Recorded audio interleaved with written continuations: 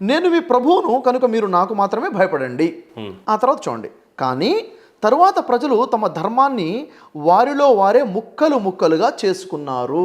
అంటే దేవుడు ప్రవక్తలందరికీ ఋషులందరికీ ఇచ్చిన ధర్మం ఒకటే, కానీ తర్వాత అంటే ప్రవక్తల తర్వాత కాలంలో ప్రజలు ఏం చేశారట, వాళ్ళ ధర్మాన్ని ముక్కలు ముక్కలుగా చేసుకున్నారు. నాకు అర్థమైనట్టుగా నేను, మీకు అర్థమైనట్టుగా మీరు, ఈ ముక్కలే మతాలుగా విడిపోయాయి అనమాట. అంటే ఇప్పుడు యాక్చువల్గా ముందు ధర్మం ఒకటే ఉంది, తర్వాత ముక్కలు ముక్కలుగా మతాలు వేరైపోయాయి. అయితే నన్ను ఇక్కడ ఒక ప్రశ్న అడగనివ్వండి సార్.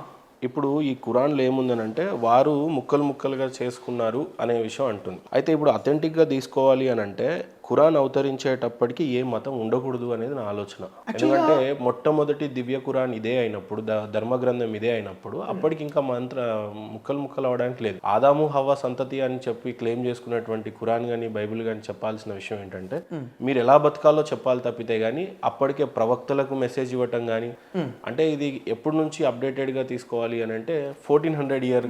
మీరు చాలా వాల్యూడ్ క్వశ్చన్ అడిగారు. ఇదే మొదటిసారిగా అవతరిస్తున్న గ్రంథం కాబట్టి అప్పటికే ముక్కలైపోయారు అని చెప్పే అవకాశం లేదు, ఇప్పుడే ధర్మం వస్తుంది కాబట్టి.